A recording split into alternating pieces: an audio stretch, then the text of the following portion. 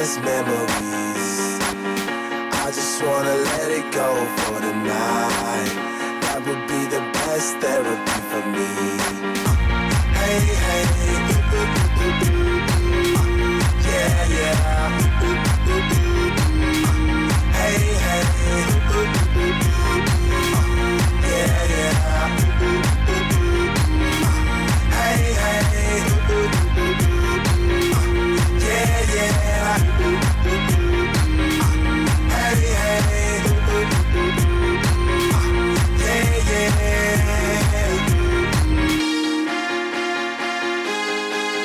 yeah, yeah.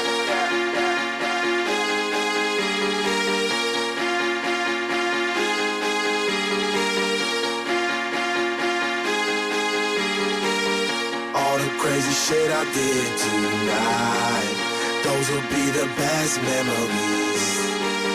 I just wanna let it go for the night. That would be the best therapy for me.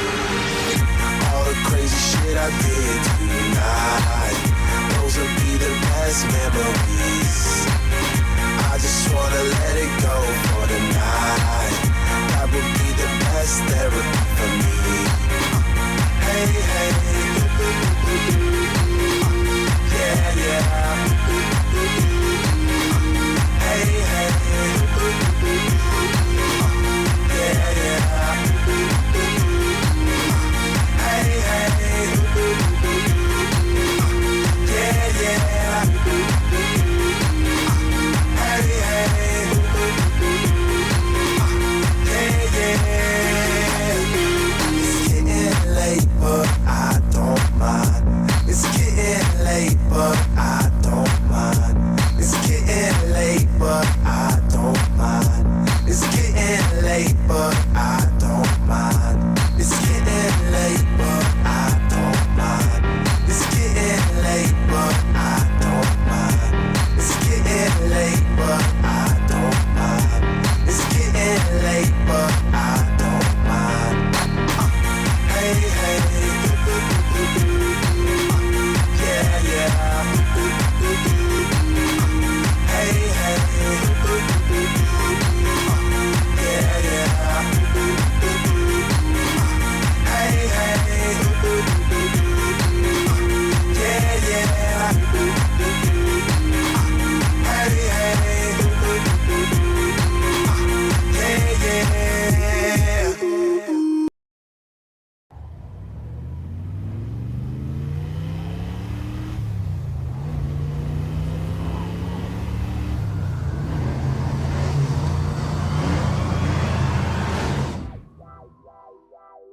When I met you in the summer, to my heartbeat sound, we fell in love as the leaves turn brown. And we could be together, baby, as long as skies are blue. You act so innocent now, but you lied so soon. When I met you in the summer,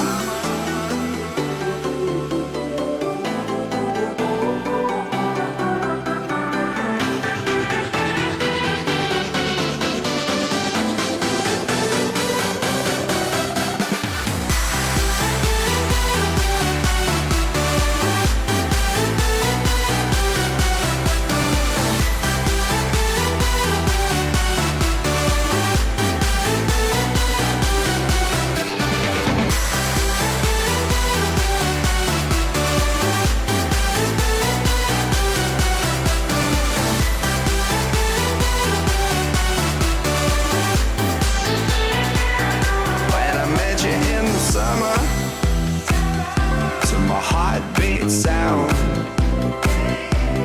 we fell in love as the leaves turn brown. And we could be together, baby, as long as skies are blue. You act so innocent now, but you lied so soon. When I met you in the summer,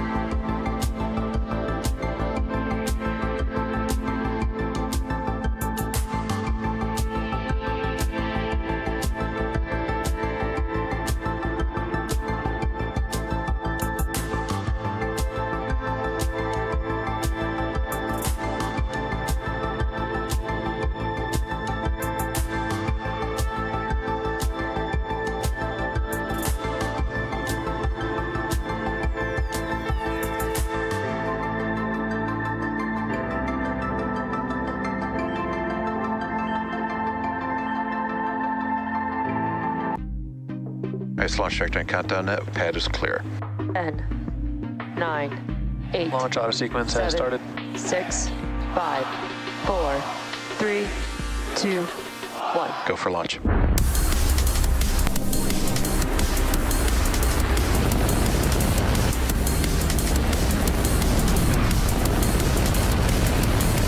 Vehicle is supersonic. Stage separation confirmed. Dragon, separation confirmed.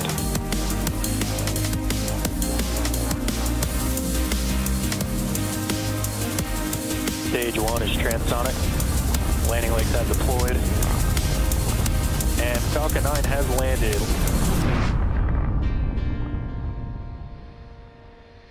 Hello, everyone, and thanks for joining us for our launch today. Falcon 9 is set to lift off from Space Launch Complex 40 in Florida just under 17 minutes from now. Our 243rd overall mission to date and our 44th mission of the year. My name is Jessie Anderson, and I'm an Integration and Test Engineering Manager here at SpaceX. And today we have a really cool payload on board the second stage.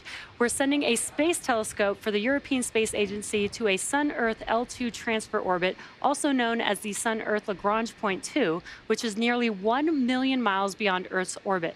This telescope's mission is to help answer the question... Stage 2 LOX float has started. To help answer the question, what is the universe made of, by exploring the cosmic mysteries of dark matter and dark energy. It will create an unmatched 3D map of the universe by observing billions of galaxies across 10 billion years of cosmic time across more than a third of the sky. The mission today was named after Greek mathematician and founder of geometry Euclid of Alexandria, and since the density of matter and energy are linked to the geometry of the universe, the mission was named in his honor.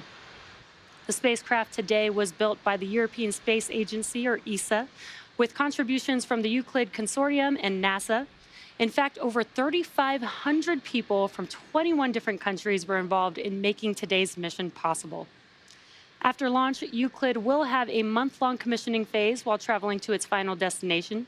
After 2 months of performance verification, it will then be ready for its science operations to begin. ESA will need some time to process the data, but is anticipating sharing the first images with the public in the fall. In just a few minutes, we'll be joined by members of the ESA team to talk more about the mission, so stay tuned. At T-minus 15 minutes and counting, we're well into propellant loading on the vehicle. Both the rocket and spacecraft are healthy. Weather is green and looks great over there in Florida, and range is ready to support liftoff at 11:12 a.m. Eastern Time. We do have a backup opportunity tomorrow at the same time if we don't lift off as scheduled today for any reason. Our Falcon 9 rocket and the Euclid payload rolled out to the pad from the hangar yesterday and went vertical a couple hours later. Now looking at the very top of the rocket is the payload fairing, or just fairing for short. And there you can see it on your screen. The fairing is made up of 2 composite halves that come together to encapsulate the Euclid payload in order to protect it from aerothermal loads, heating, and contamination during ascent. Now you might be able to tell that the fairing halves supporting today's mission are brand new. Once we reach the vacuum of space, the fairing halves will separate, and we'll attempt to recover them for potential future use using our recovery vessel, Doug. Now below the payload fairing is the second stage, which is responsible for taking our payload to its drop-off orbit in space. Today's launch marks the first mission for SpaceX taking a payload with a final destination of a Sun-Earth Lagrange Point 2 orbit. Right under the second stage is the inner stage, which connects the first and second stages together, in addition to housing the Merlin vacuum, or what we call the MVAC engine, on the second stage. The inner stage is equipped with pneumatic pushers that allow stage separation between these 2 stages during flight. Once separated, the second stage will continue on its journey in space, while the first stage will start making its way back to planet Earth. And speaking of, the bottom 2/3 of the vehicle is what we're referring to when you hear the term first stage. You may also hear it being referred to as the booster. The bottom of the booster is equipped with 9 Merlin engines, and that gives us the 9 in the name for Falcon 9. These 9 M1D engines are used to accelerate the vehicle through the Earth's atmosphere and into various orbits in space. You may be able to tell by the soot on the first stage, but this is the primary part of the rocket that gets reused multiple times. The first stage supporting our launch today is flying for its second time, having supported the AX-2 mission just about 6 weeks ago. after liftoff and stage separation, we'll be attempting to recover the booster using our drone ship, which you can see there on your screen, a shortfall of Gravitas, which is currently stationed in the Atlantic Ocean. With liftoff currently set at 11:12 a.m. Eastern Time, let's learn a little bit more about today's mission.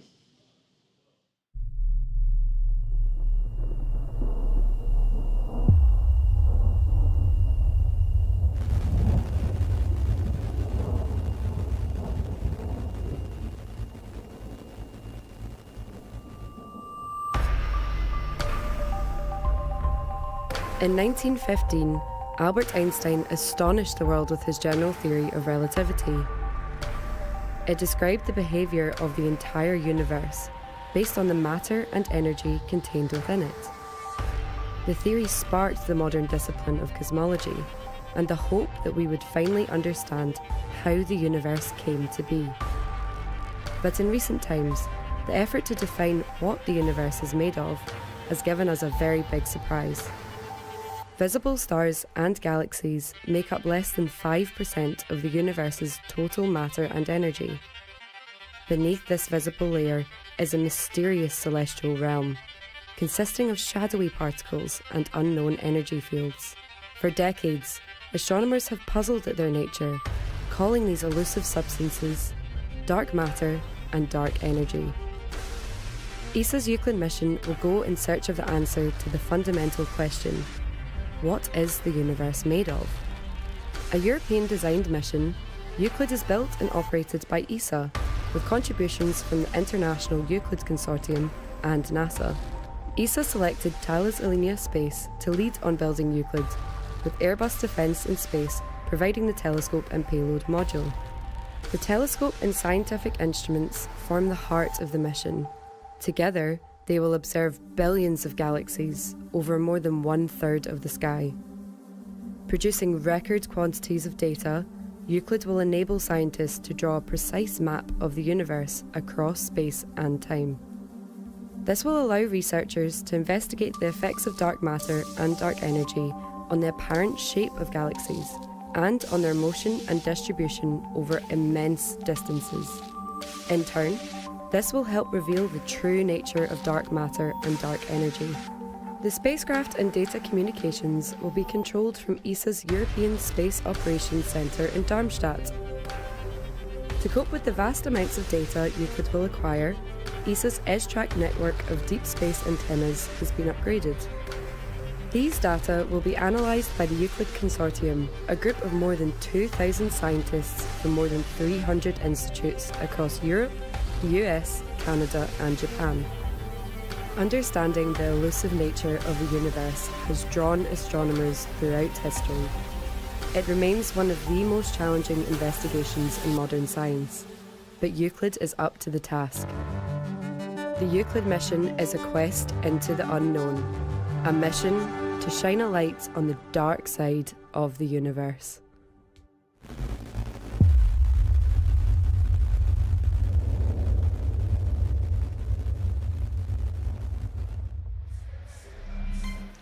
Euclid is SpaceX's first mission to a Sun-Earth L2 transfer orbit, also known as the Sun-Earth Lagrange Point 2.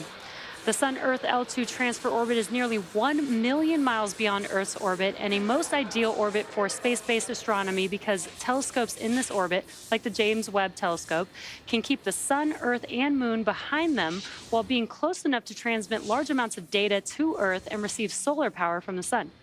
Now, in order to get the rocket and payload into any orbit, the rocket has to not only go up really fast, but it also has to go sideways. As we ascend, we tilt the engines, and that turns the rocket horizontally.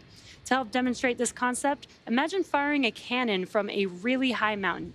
The cannonball will arc, and then good old gravity will pull it back down to Earth. As you increase the power, the cannonball will arc and land farther and farther away.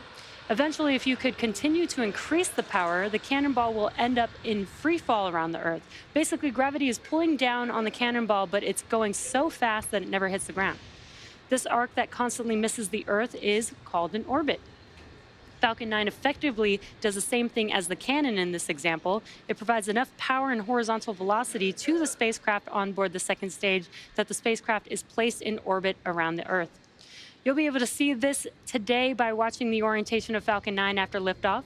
The rocket will go straight up until about T plus 10 seconds. Internal power. At which point we begin that shift in orientation by gimbaling the engines so Falcon 9 can go horizontally really fast. So be sure to look out for that after liftoff. With about 7.5 minutes left until liftoff, we are joined by NASA's Megan Cruz and ESA's Director General Joseph Oshbacher over at Kennedy Space Center in Florida. Hey, Megan, how's it looking over there on the East Coast? Hey, Jesse. Welcome, everyone, to Florida and NASA's Kennedy Space Center, where just behind us, we are waiting to see Euclid launch on a Falcon 9 rocket right off the launch pad behind us. As you said, joining me this morning is Joseph Oshbacher, the Director General of the European Space Agency. Good to have you here this morning. Glad to be here every time. Yeah, I love that you're here. And yeah, just talk to us about how Euclid's launch that we're about to see in a few minutes comes on the heel of a great year for you guys at ESA. ESA had really a fantastic year. We just came out of a ministerial conference in November last year, plus 17% more budget, many new projects, many new activities, so quite fascinating.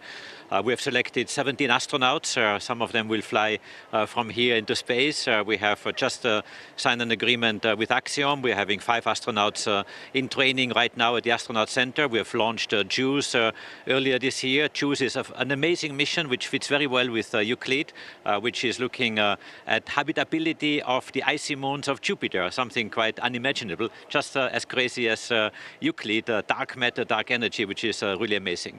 So we have a lot to do. We have a Space Summit coming up towards the end of the year, where we want to raise the profile of space in Europe to top-level politicians and to see what Europe needs to do to really be a strong space power, also to our partners in America. Right, and in order to foster that, the space industry, I mean, one of the reasons you really want to do that is to also address a global issue that we here at NASA really care about as well. Oh yes, we do. We have many satellites that look at our planet. Climate change is the largest problem on our planet for many decades to come, if not centuries, and we need to do everything we can from space. We have the Copernicus program, we have Meteor program, we have just launched MDG-1 last year, fantastic images that just came out, and we really make sure that we use our space assets to the best of humankind, and climate change is one of our big concerns. And one element which we just launched is not only on ground that we want to see at climate change, also in space. And I'm about to really initiate a zero debris charter where we would like to encourage people worldwide to not pollute our orbits. That means if you put a satellite up, you put it down at the end of its lifetime, and that's a new initiative we are doing. Great. And any words for all the scientists that are hoping to really learn a lot from this Euclid mission? Oh, the incredible science will come out. I'm pretty sure some Nobel Prizes will be won based on this data. This is really a fascinating mission. I'm so happy. I thank my community, my member states, industry, NASA also as a partner, and all the contributors to this. And thank you so much for this contribution. Well, congrats to you, and I can't wait to see Euclid launch. Thank you. Thank you so much. Back to Hawthorne. Thanks, Megan. We are about T-minus 4 minutes and 40 seconds away from liftoff. And at this point in the countdown, the clamp arms are going to begin to open up beneath the fairing, and then the transporter erector will begin to retract away from the vehicle in preparation for launch. Retract has started. And there we heard that call out. And you can see the clamp arms just below the fairing there on your screen. Those should begin to open shortly here. Once those are fully open, then the transport erector, or what you heard called the strong back, will retract away from the vehicle. And there you can see the clamp arms opening up there.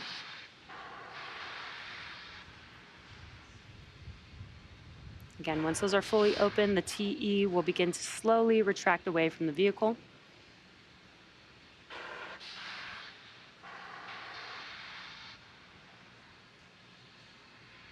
And it is very slow and slight, but the TE is now beginning to move away from the vehicle. At this point in the countdown, both the first and second stages are nearly fully loaded with 1 million pounds of kerosene fuel and liquid oxygen.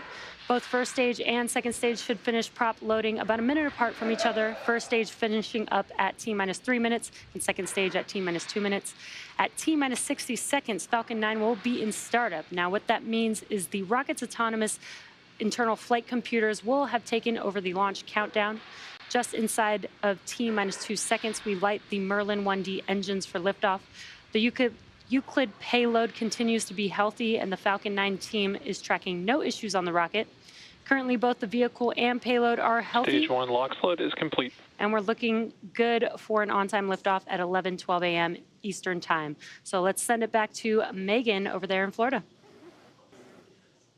Hey, Jesse, you can start to feel the energy here at NASA's Kennedy Space Center. We're just behind us. We are waiting to watch the Euclid spacecraft launch atop of Falcon 9, again, on the launch pad right behind us. So with me now is Carol Mundell. She is ESA's Director of Science. Really great to have you here today. Hi, Megan. Great to join you.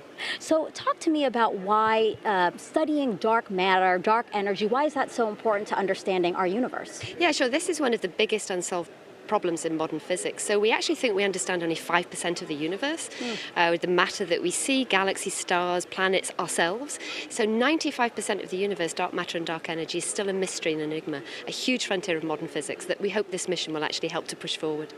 So then how do you go about detecting things we can't see? That's a great question, and of course this sense of darkness really comes from the fact that dark matter does exert gravitational pull, so we see the effect of it. We look at galaxies and they spin too quickly for the number of stars and the amount of gas they have.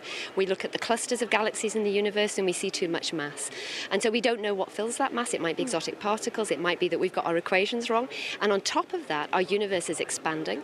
But the really big mystery for modern physics is that that expansion is accelerating. So it's actually getting faster and we don't know why. Our equations don't tell the whole story. And so what this mission will do is it will map all of that out to 10 billion years back in history and hopefully tell us the answer to the mystery of life, the universe and everything. So then really quick, when do we expect to get this data back to start really analyzing it? Yeah, so this is a 6-year mission, and the first 3 months of the mission will actually be calibrating the data because this is a huge feat of engineering technology. We have very, very precise images across all of the extragalactic sky, and then scientists around the world, we have 2,500 scientists in Europe and in the US across 9 data centers, will analyze these data all the way through 6 years. So our final cosmology answers will come at the end of the 6 years, but we'll do lots of exciting science along the way as well. Carol, thank you so much. Very exciting. Thank you. Thanks, Megan. Thanks, Megan. We are just under 1 minute. Falcon 9 is in startup, and we are just waiting for the final go for launch. LD, go for launch. And great news. All systems are go for launch of Falcon 9 and ESA's Euclid Space Telescope.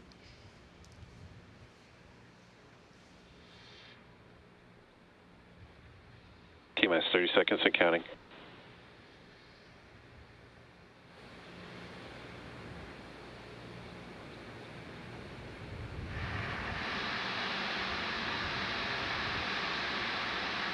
T-minus 15 seconds and counting.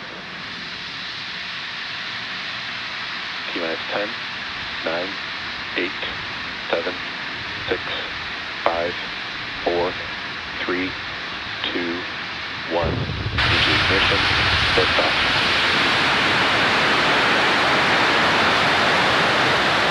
Spacewalk propulsion is nominal.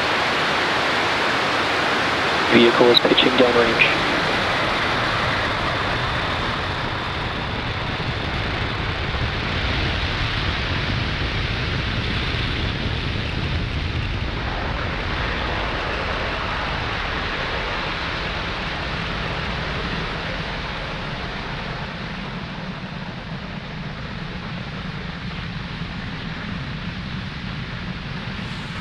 Falcon 9 has successfully lifted off from pad 40 and throttled down to prepare for max Q, which is coming up at T plus 1 minute. Power and telemetry nominal. 1 minute and about 12 seconds. Max Q is the highest amount of aerodynamic pressures. That's the largest structural load that the vehicle will see on ascent.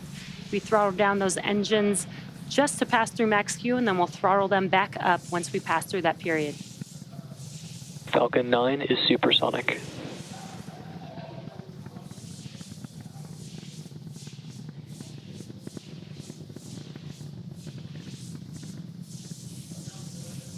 Maximum dynamic pressure. And great news, we have passed through max Q. You're getting some excellent views there on your screen. Next up, we have a few events happening back to back. That will be MECO, stage separation, and SES-1. MECO is main engine cutoff, and that's where we'll shut down all 9 of the M1D engines to slow the vehicle down in preparation for its next event, which is MVAC chill has started. Stage separation. And that's where the first stage separates from the second stage. Right after stage separation, the first stage will begin its journey back to Earth for landing on our drone ship, a shortfall of gravitas. And during that time, stage 2 will continue on its journey with that third event, SES-1, or second stage engine start 1. And that is where the single Merlin vacuum engine will light up and propel the second stage along with ESA's Euclid spacecraft to orbit. In addition to these three major events, the fairing halves will separate less than a minute after SES-1, so keep an eye out for all of those events coming up here in just about 15 seconds or so.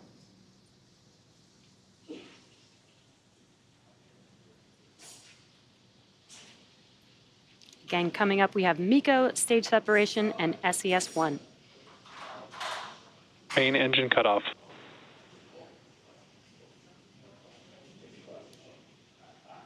Stage separation confirmed.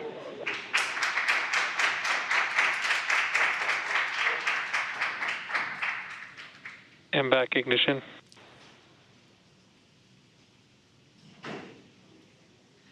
Some really cool views of MECO stage separation, and on your right-hand screen, you can see that the MVAC engine has ignited. Both vehicles are following nominal trajectories.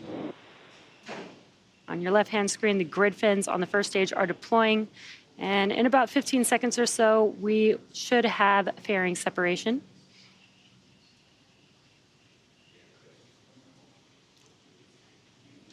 And a very cool view from the ground.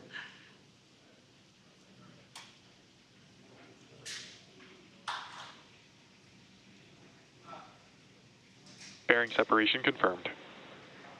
And there you can see on your right-hand screen that the fairing halves have deployed. Now, as I mentioned previously, both fairing halves are brand new and are now making their way back down to Earth and will be recovered by our recovery vessel, Doug, today.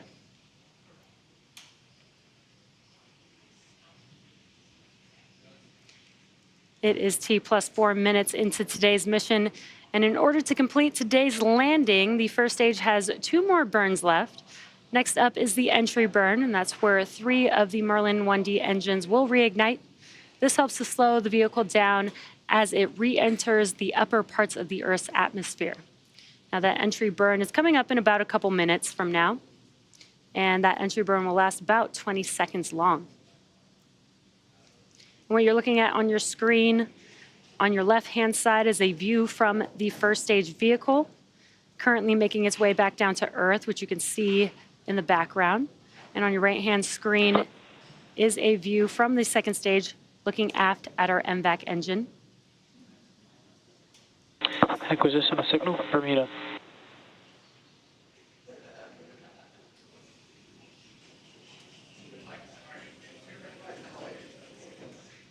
That entry burn is coming up here just about a minute and a half Both from now. vehicles continue to follow nominal trajectories. And good call-outs there. On the bottom of your screen, you can see the speed and altitude of each vehicle as well. And on your left-hand screen, you can see 2 of the 4 hypersonic grid fins that the first stage has. Those grid fins help guide the vehicle as it makes its way back to its landing zone. Again, today we are scheduled to land on a shortfall of gravitas, currently in the Atlantic Ocean, waiting for the first stage vehicle.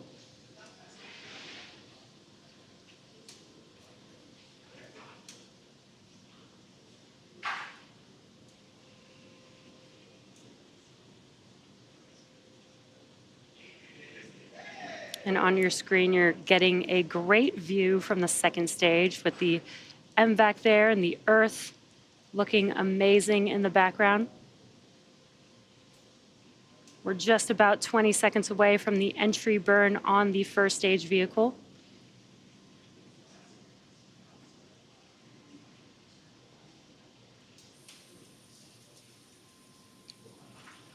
You may see some white puffs on that first stage. That is nitrogen gas puffs for attitude control. Stage 1 FTS has safed.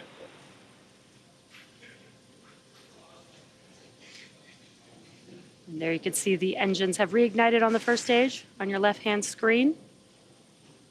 This is the entry burn with 3 of 9 M1D engines reignited.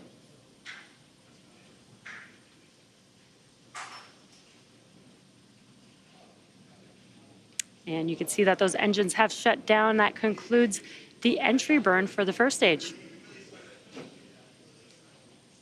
Now we do have one more burn for the first stage vehicle as it attempts to land on our drone ship, and that is the landing burn. It will just be a single engine, the Center E9 engine reigniting, and that is enough thrust to help slow down the vehicle to enable it to touch down on our drone ship. Now during the first stage landing burn, the vehicle will be landing for its second time. Stage 2 FTS is safed. Stage 2 terminal guidance. Vehicle will be landing for its second time today, and just before the landing burn begins, we will also have SECO 1 on the second stage. That is second engine cutoff 1. That's where we'll shut down that MVAC engine on the second stage. This is the first of 2 burns for this mission, and that is coming up here in just a few seconds, followed by the landing burn about 20 seconds after that.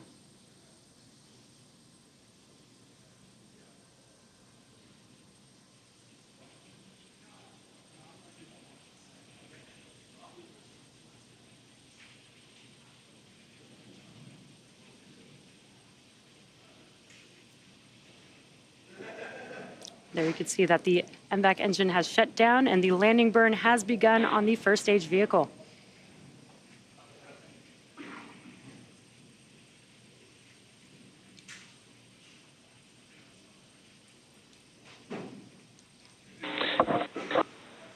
Expected loss of signal, Cape.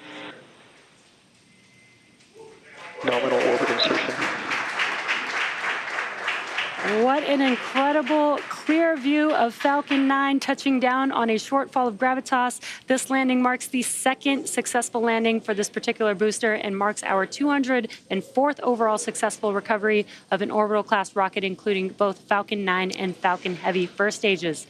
We also heard the call out for SECO 1 and confirmation of good orbit. So with confirmation of a successful second engine cutoff and first stage landing, we are going to be in a coast phase until just before the second relight of our MVAC engine on the second stage, which will be followed by payload deploy.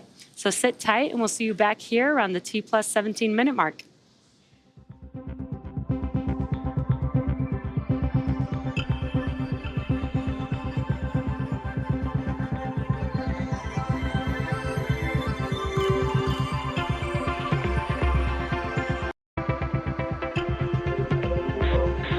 Loss of signal, Bermuda.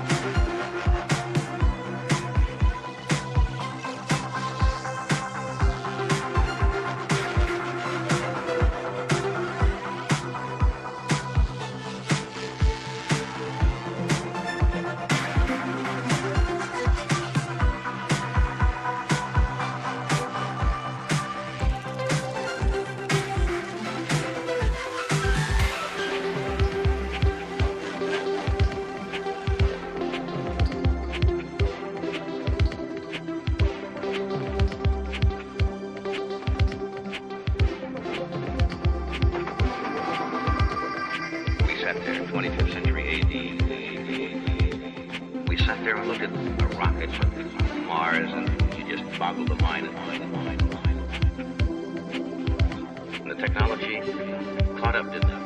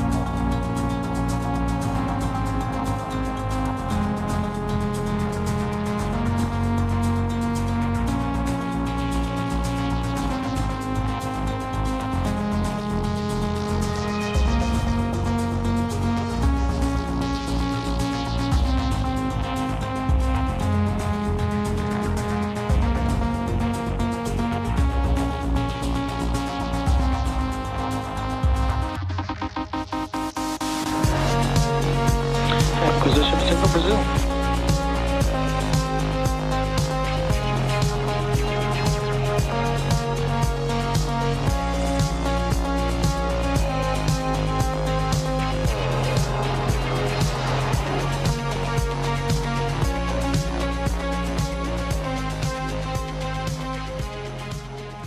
Welcome back to the live webcast for the Euclid mission. If you're just joining us, liftoff occurred at 11:12 a.m. Eastern Time from Space Launch Complex 40 in Florida. After liftoff, we also had successful main engine cutoff, stage separation, ignition and shutdown of the second stage, bearing separation, and first stage landing. Now, coming up shortly, we'll have our second burn of our MVAC engine on stage 2 prior to payload deploy, which basically means that we will relight and shut down the second stage engine for a second and last time. Now, SES-2 is coming up here in just about 10 seconds or so. Again, SES-2 is second stage engine start 2, and then we will shut down that MVAC engine about a minute and a half later.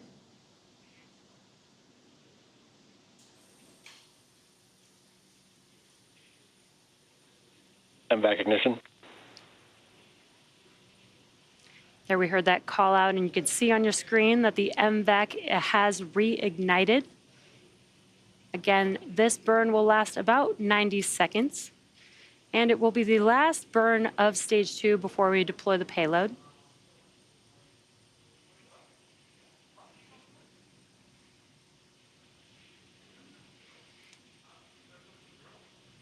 As a reminder, the Euclid payload is still attached to the second stage at this point and will be heading to a Sun-Earth Lagrange point to transfer orbit.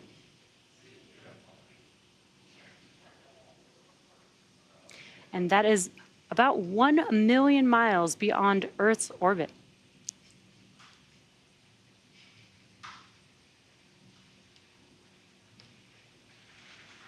Now we should have SECO 2 coming up here in a few seconds. That is second stage engine cutoff.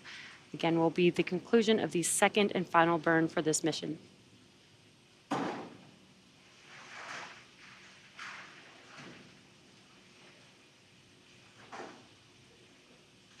MVAC shutdown.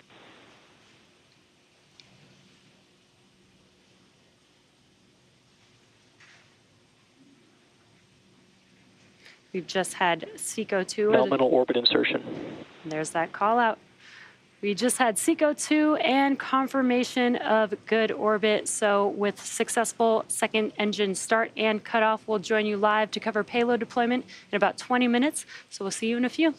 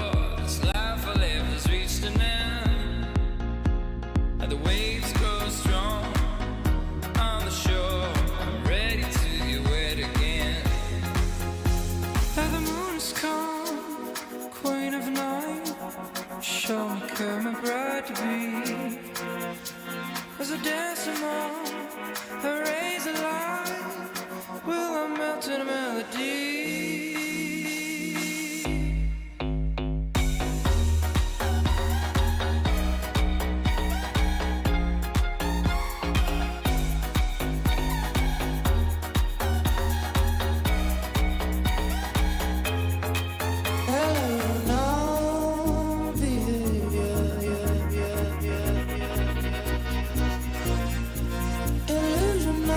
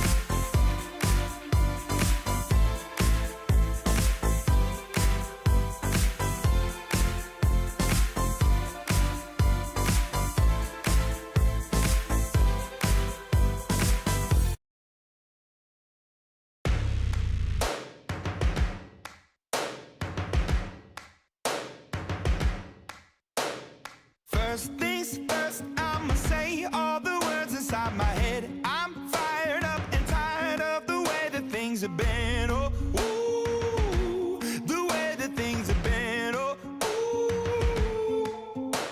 Second thing, second, don't you tell me what you think that I can be. I'm the one at the sail, I'm the master of my sea. Oh, ooh, the master of my sea. Oh, ooh.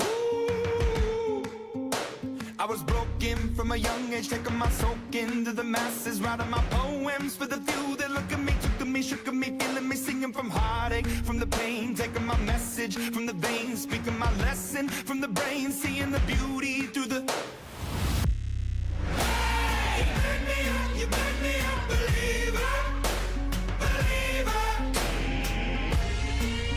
Hey, you break me down, you build me a believer, believer.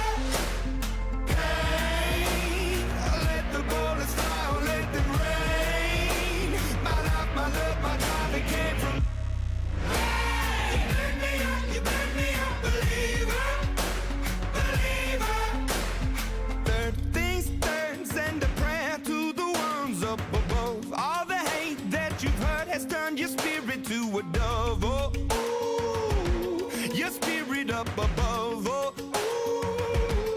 ooh.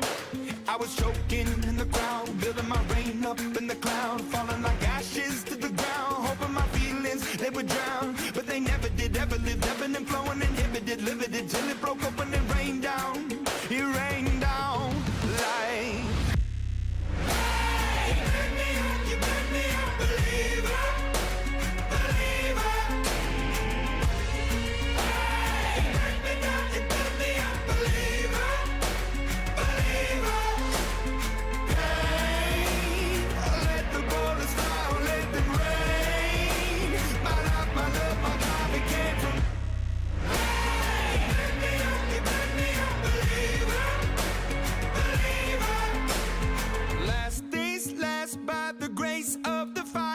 The flames, you're the face of the future, the blood in my veins, oh, ooh, the blood in my veins, oh, ooh.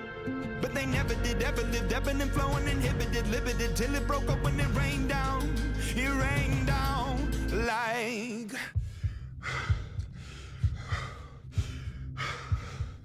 I want to stop. We can't.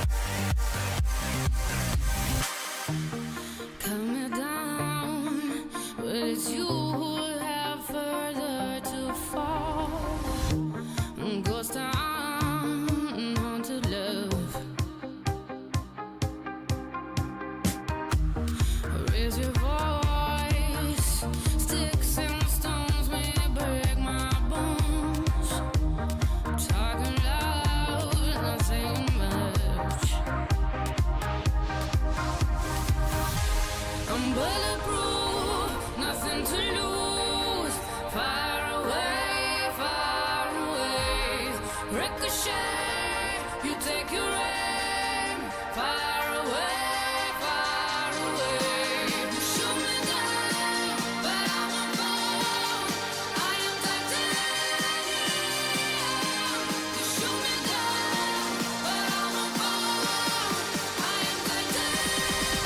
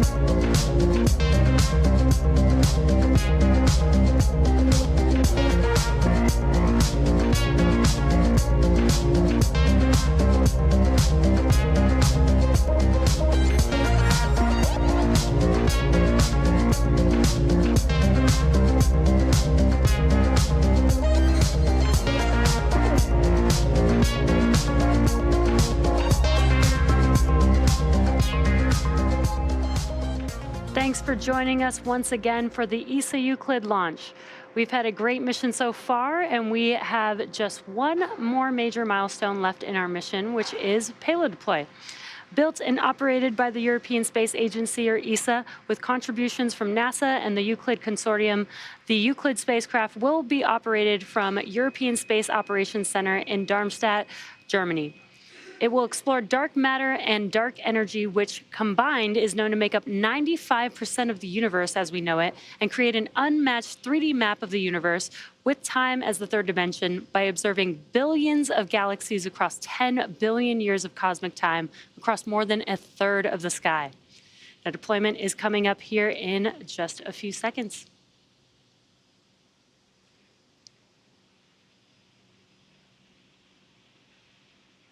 Euclid spacecraft separation confirmed. And there you can see the Euclid payload drifting away from Falcon 9's second stage. With that confirmation, we'll bring today's webcast to a close. Today's mission marked SpaceX's 243rd overall mission to date and 44th mission of this year. We want to thank the European Space Agency for entrusting us with today's mission and all of you for joining us. If you're interested in following the Euclid mission further, tune into youtube.com/ESA for more. And be on the lookout for the first images from the Euclid telescope later this fall. Thanks for tuning in, and we'll see you again soon.